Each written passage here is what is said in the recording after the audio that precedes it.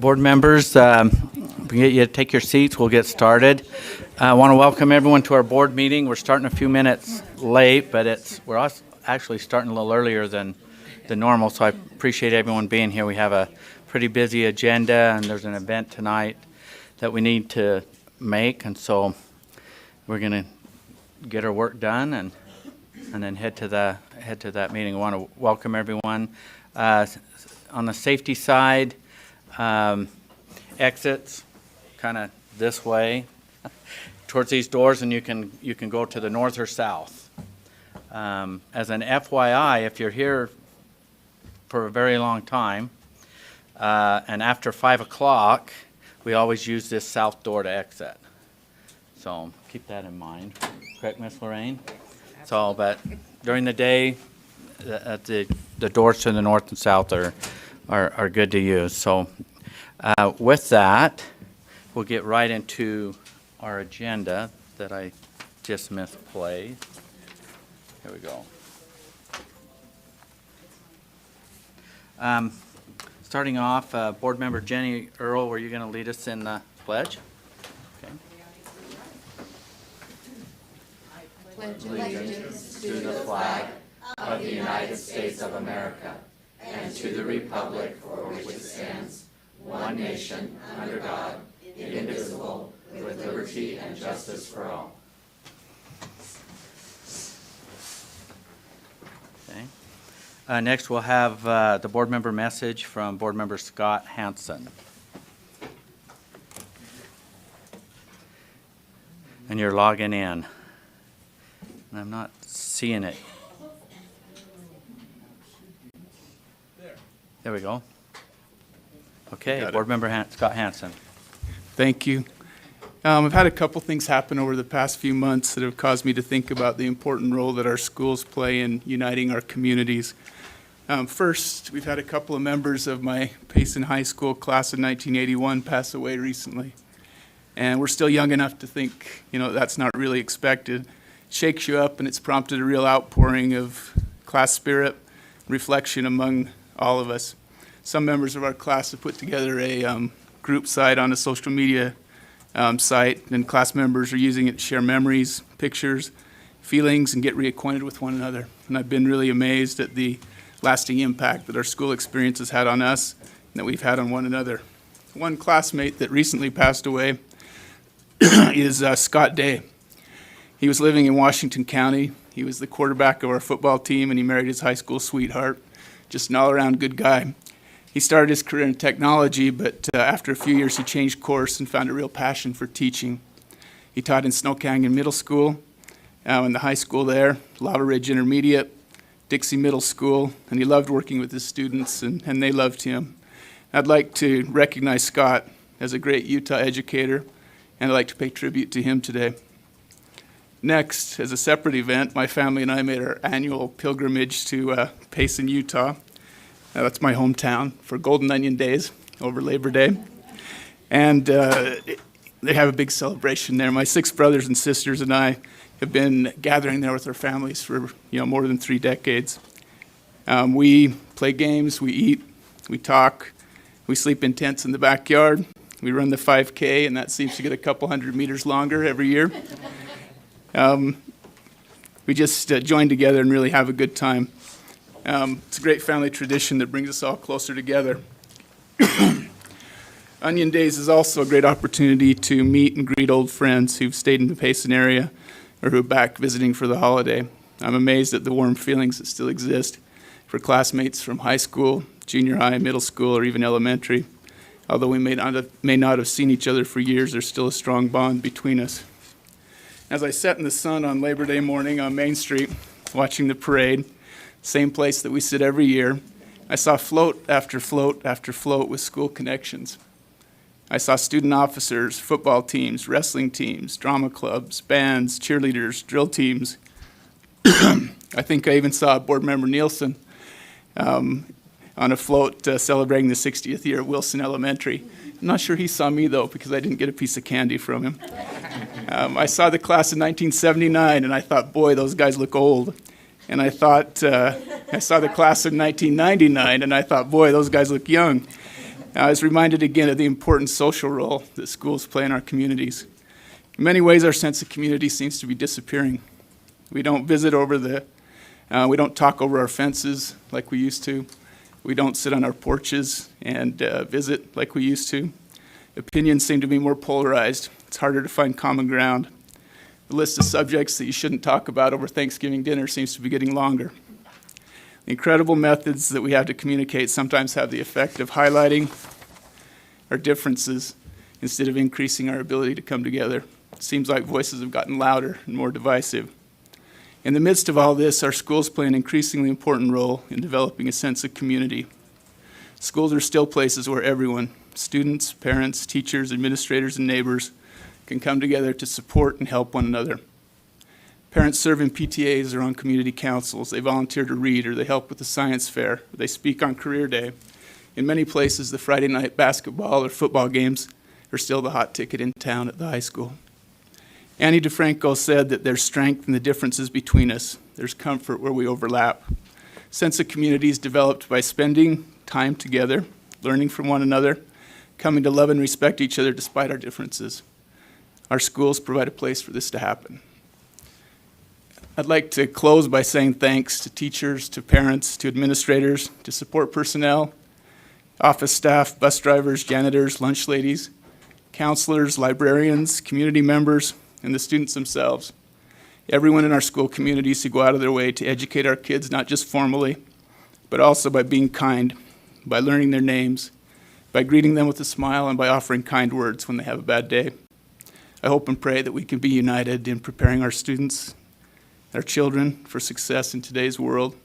We can create a safe space in our schools for kids to learn and grow, and that all of us involved in education can reach out to make each student and their parents feel involved, valued, and a part of something that's really, really good. Thank you. Thank you, Board Member Scott Hansen. It's good message. Next, I'd like to turn the time over to Superintendent Dixon for employee recognition.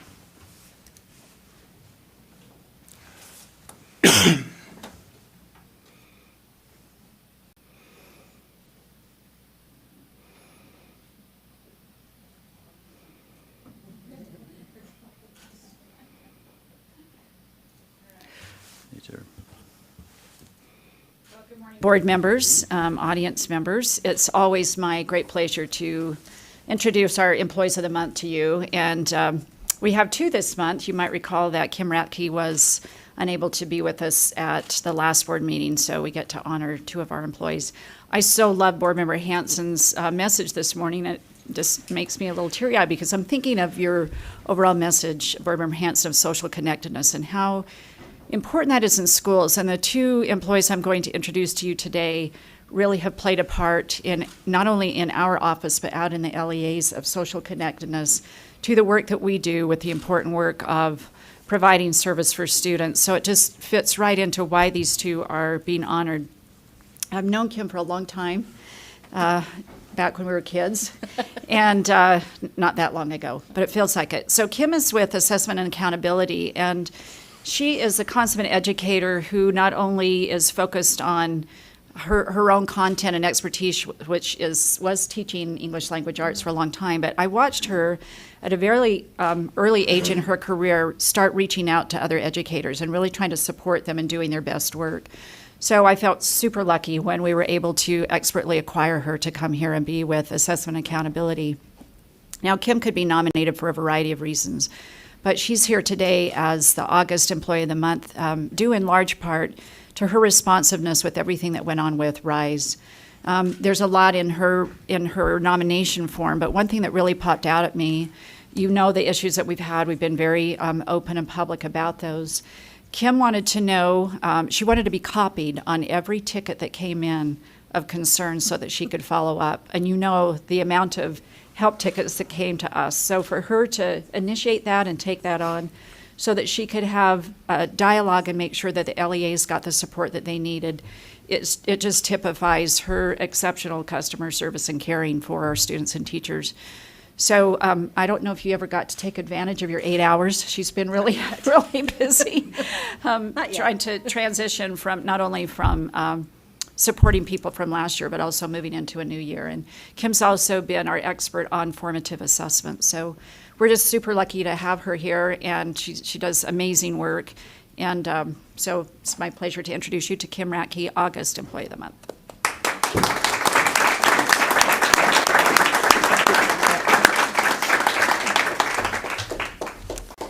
So now I get to introduce this young, beautiful lady to you who came to us. I haven't known you my whole life, I wish, because you're a lot younger than I am. But Taryn Celine has been with us for, has it been Since September or so. September, so she's a newbie. And she is amazing. So she works in tech support and IT tech support. And I don't know if you've had the opportunity to go down and see our revamped tech center downstairs. So we have some nooks and crannies. And Celine hangs out in one of those nooks with a bunch of mostly men who like to, who work very hard, but they like to have a good time. And they all say that Celine is she's like the glue and the calm force for all of them. The person who nominated her, I love a couple of lines. One of the things that they talked about, we've let you know about our server migration, which I can't talk to you about the technicalities of that, but I just know it was a super heavy lift. And so Celine was part of that migration, and it was all ready to go, and everybody, you can imagine the celebration of, yay, we migrated, it worked. And then an LEA said, oops, there's a little problem, and Celine jumped right on it and figured out the solution before the other LEAs even knew that we had a problem and got it fixed. So that's the kind of responsiveness that Celine displays in her daily work. Another thing that I love about her nomination is that the team, there are programmers and others who always ask if they can work with her. So she's kind of the popular kid. She's a new kid and the popular kid because she's a problem solver, and she just does it in a really calm way. So we're very lucky to have her with us on our team, and to be nominated as fairly new employee is really exciting. So congratulations. And you know the drill. She gets 8 hours of admin leave time, and we always have to challenge them to take it because they never do. They're so busy. And a coveted parking place, and it's the one time I might get after you a little bit. If you park in the employee parking place, that's a big no-no. So we try to honor them in that way, but we're just honored to have them show up to work every day and contribute in such a great way. So congratulations. Thank you.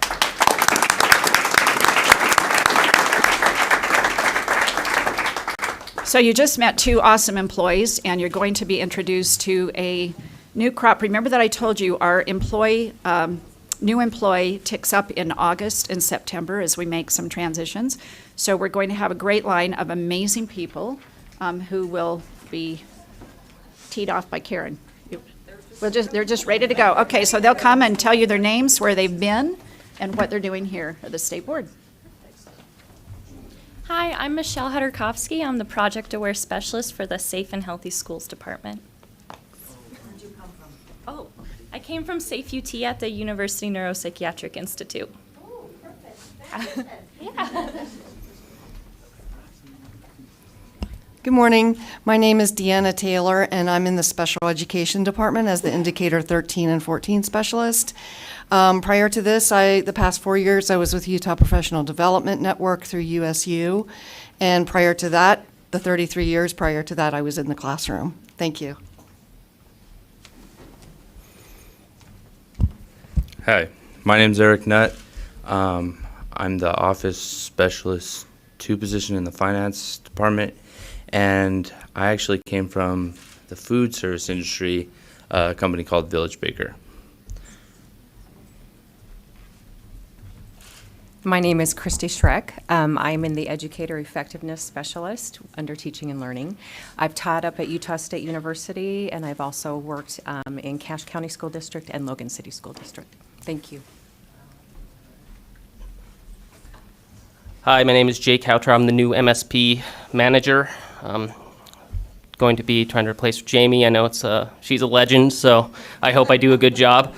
Prior to becoming MSP manager, I worked over with Auditor Dougal in the state auditor's office. I'm sure some of you have met him, so it's just great to be here. I am Melissa Engel. I am the secondary English Language Arts and Library Media Specialist in Teaching and Learning, and I was previously a literacy coach at Salt Lake School District. My name is Dustin Howard, and I'm an education specialist with the student support team. My focus is on restorative practices, and I'm coming to you after 20 years with Juvenile Justice Services. My name is Kimberly Howard, and as far as I know, I'm not related to Dustin. However, we may need to talk and find out. I am with teacher licensing, working with ARL. I have taught in the Davis School District, and yes, I have had a class from Patty Norman. I loved it. And I've also worked in the Jordan School District. Hi, my name is Kaisa Anderson. I come from the Child Nutrition Programs Department. I'm a child nutrition specialist, and I come from the U.S. territory, the Commonwealth of the Northern Mariana Islands Public School System. So. My name is Mandy L. Halta, and I currently work in child nutrition, and I'm a child nutrition specialist, and I was a cafeteria director for 3 years at Lakeview Academy, and before that I've worked in several different school districts with at-risk teenagers. I'm Charity Goodfellow. They finally got me to come up. So I'm internal audit consulting with the School Fees Project, and I came from managing an eye care practice in Kaysville. Hi, I'm Jennifer Tolman, and I'm the administrative secretary for internal audit, so you'll probably see audit committee packets coming from me. I came from about 10 years in the insurance world, private insurance, and just anything to do with insurance. So. Hi, I'm Audrey Yuri, and I'm in the Teaching and Learning Division, and I'm the Driver's Education Specialist, and I actually came from the same position in Idaho from the Idaho Department of Education. My name's Marie Stephenson. I'm the new authorizing and support specialist up in the charter school staff. And this is my 13th year in Utah Public Education. 11 of those years have been in charter schools, so I'm excited to now work at the state level with our wonderful charters. Good morning. My name is Jenny DeFries, and I work in the Special Education Department as the Effective Instruction Coordinator. And prior to coming to the state office, I was an elementary school principal in Davis School District. Well, thank you all for joining the USBE team. Thank you.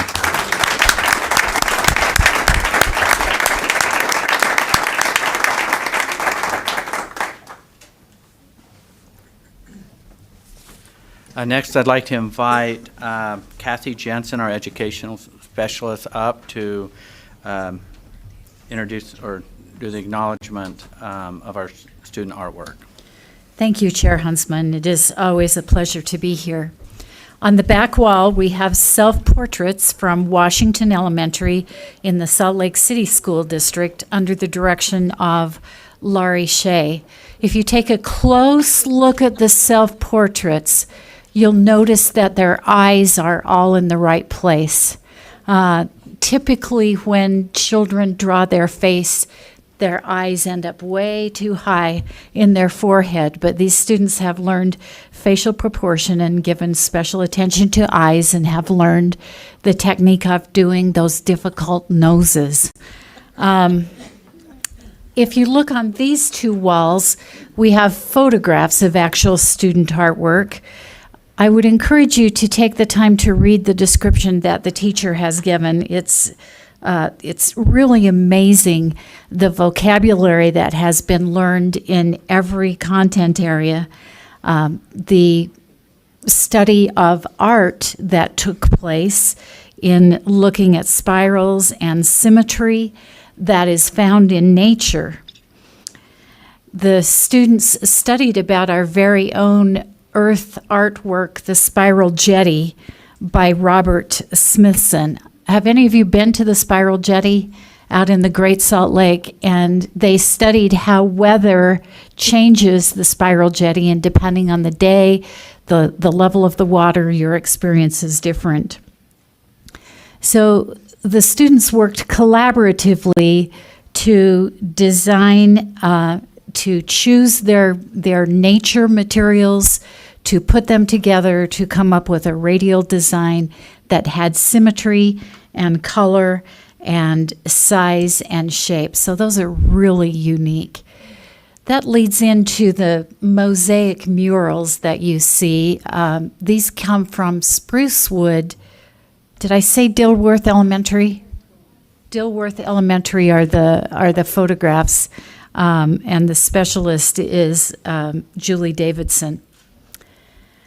The mosaic murals, found objects and then some ceramics added on. You can see what creativity, what problem solving took place in order to create these. They were done in groups by grade level. If you study them closely, you can see the core content that is evidenced in each one of them. There were 11 of them at the school, and my arms got tired after I got 7 of them, so I'm sorry that we don't have all 11, but they were equally amazing. The mosaics were created under the direction of Jonathan Hell, and I love the skills that students would learn by going through these.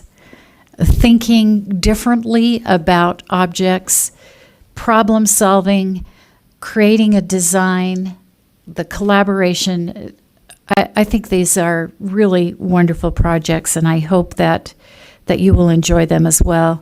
Just as a side note, Jonathan Hell, the specialist, works in the special needs school, Jordan Valley, in the Canyon School District as well. And the students at Sprucewood and Jordan Valley get together, and the Sprucewood students will serve as peer mentors and partners for the students at Jordan Valley. So we give him our accolades. Thank you. I don't know how you do it, but you always seem to bring exciting things to us I'd love to have your job when I retire or something. But thank you. This is very unique, and we have some reading to do.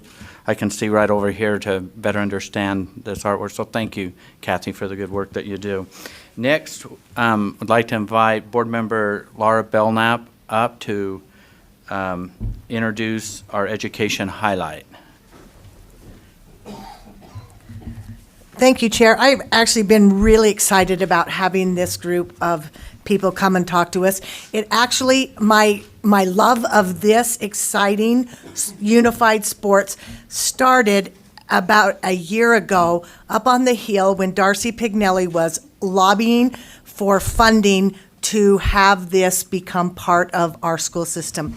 We're going to talk today about unified sports, and today we're going to meet a unified athlete and a unified participant. And I'm not going to go into a lot of detail on it. I'm going to let John Oglesby from the UHSAA go ahead and do his presentation on this. But I just want you to know I think this is a fabulous program, and it's in cohort with our Special Olympics. So, John?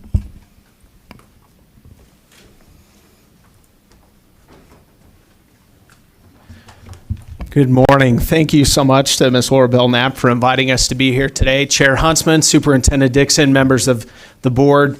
My name's John Oglesby. I'm an assistant director with the Utah High School Activities Association, and it's my pleasure as we bring up some of our friends here this morning to be able to represent the Utah High School Activities Association and other distinguished individuals by showcasing one of our most impactful programs, our partnership with Special Olympics Utah that has birthed the unified sports movement here in the great state of Utah.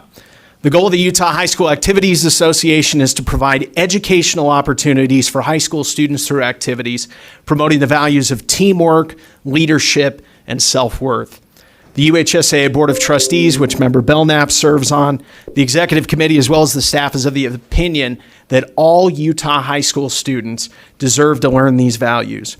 The Unified Sports Partnership with Special Olympics Utah is a flourishing partnership that allows Special Olympians to be integrated with unified partner student athletes, providing an experience that pays lifelong dividends to both groups and educates students on the UHSAA's core values in a unique and impactful setting. This morning, we're excited to highlight the inclusion and sheer delight that's taking place in UHSAA member schools due to the Unified Sports Program. We have today with us friends from Sky Ridge High School in the northern part of Utah County in the Alpine School District. And we also have our friends and partners from Special Olympics Utah. And as part of that, I'd like to introduce Ms. Courtney Worthen, who's the Director of School Partnerships for Special Olympics Utah, to talk about their involvement in helping run unified sports in the great state of Utah. Thanks, John, and thanks to all of you for having us here. The goal of Unified Sports and Unified Champion Schools with Special Olympics is to create a more inclusive environment in the schools, to give kids with disabilities the same opportunities as their non-disabled peers.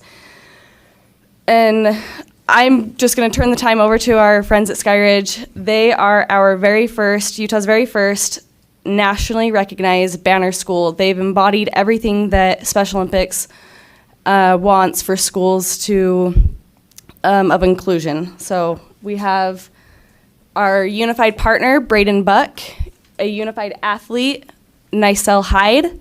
Did I say that right? Okay, Nicelle. And then Dr. Joel Perkins is the principal at Sky Ridge, and then our coach, Chad White. And so just to start off with and showcase the awesome students and program that we feel that we have at Sky Ridge, we have a short video clip that we'd like to share with the everyone here in attendance. So.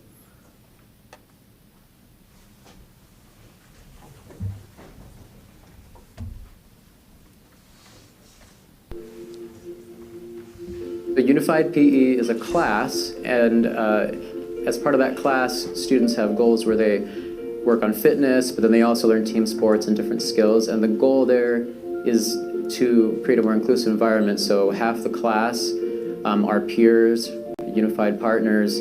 A normal day looks like you take the athletes and just play sports with them and teach them new skills. It's like a regular season, they do a season, and then they do a tournament after that where like you compete against other teams, other schools. We did pretty good this year. I think we took 3rd or 4th overall, so I said pretty good. My favorite part is possibly take the ball and the goalie because I always played soccer with my dad. My favorite part of being sports is making new friends and helping them out. It helps me being stronger and being a little more healthier. So at Sky Ridge, our biggest piece of our culture is that we want each student connected. The Unified PE class, the Unified Sports Program, our partnership with Special Olympics is all designed to help our unified athletes and our unified peers because it helps both. And so it helps us to create a situation where these students build relationships with each other. Our students very much are a part of the school. They are the school, regardless of being a unified athlete or not. They're a Sky Ridge Falcon. We are the first nationally recognized champion school in the state of Utah. And that for us is a big deal. The criteria for that really revolves around the culture that we want to create, in that each student is connected and all feel involved, and are recognized for those efforts in building those relationships. There's so much good and benefit to be gained from learning to see everyone for who they are and appreciate everyone for who they are. It's not unique to unified sports, but unified sports is a powerful way to bring about that sort of a culture.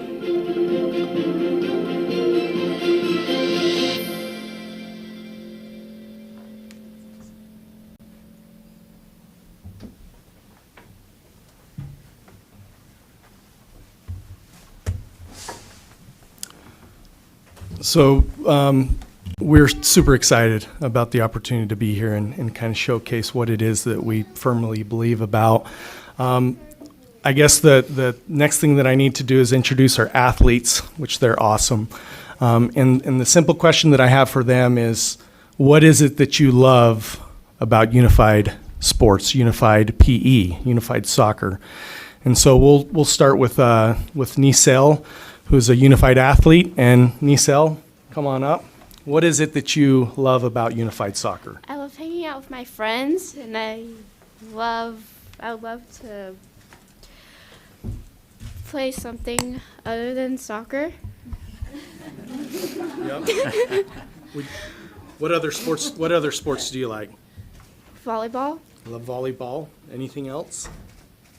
basketball. Awesome. Do we get to do all those things? Yes. Yes, we do. And you're awesome, Adam. Thank you. And our next athlete, unified partner, is Braden Buck. Okay, so like what I really love about unified soccer is it really makes me feel like I can be a part of them, like be with them and be able to hang out with them. Like, so I also play football for Skyridge, and like we're a whole team and we're like one family. We're all like brothers in there, and so that's really fun for me to be able to feel that.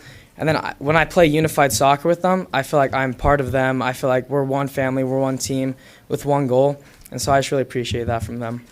So that's what I love about them. Okay, awesome. And then next, Dr. Perkins is going to share a few words about his experience as well, and he's been awesome for us here at Skyridge. And I want Coach Chad to stay here for a second because he is the driving force behind the unified athletics at our school. He works very closely with our life skills teachers and has really built an incredible program. And so that national honor really is because of Coach Wyatt here and what he worked hard to accomplish for our school. So we appreciate that. Thank you, brother. Thanks, Coach. We just want to say thanks. We appreciate the opportunity. We always love to talk about our school and the amazing things that are happening there. We appreciate our partnership with the High School Activities Association and Special Olympics, and a chance for all of our students to be involved, to be connected, and to be engaged with each other. And so we just want to say thank you for the opportunity to be here. And real quick, once again, on behalf of not only the Activities Association, but our member school, Skyridge, which we're very proud of, we really want to thank you, as well as Member Belknap, for the invitation today. And again, appreciate all that you do to be able to help provide opportunities for kids to be able to compete and know what it's like to be a part of a team. And so we thank you very much, and we're very humbled to be here. Thank you. Well, thank you. We have probably a few board comments. Yeah, absolutely. So we'll start with Board Member Linda Hansen. Question or comment? I just want to say thank you. I'm sorry. I knew I was going to do this. Whenever you have kids who have disabilities and their non-disabled peers together, it's a win-win. Everybody wins because everybody gets the opportunity to learn from each other. And so, special needs kids are close to my heart because I have two. And so thank you so much for doing this. This is awesome. Board Member Cindy Davis. Just also want to echo that and thank you all for coming here. And Coach Chad was an adaptive PE teacher at the elementary school where I was a principal and was doing great things, a bright light at the elementary school level, and I see is just carrying that forward through secondary. And these students are bright lights as well. And so impressed with all of you. Thank you. Thanks for coming. Board Member Belknap. I didn't see anybody else on the docket, but I wanted to recognize today the two most important people in the room, and that's the father, Mr. Buck, and the mother, Mrs. Hyde. So if you would stand, please, so we could recognize you. Thank you.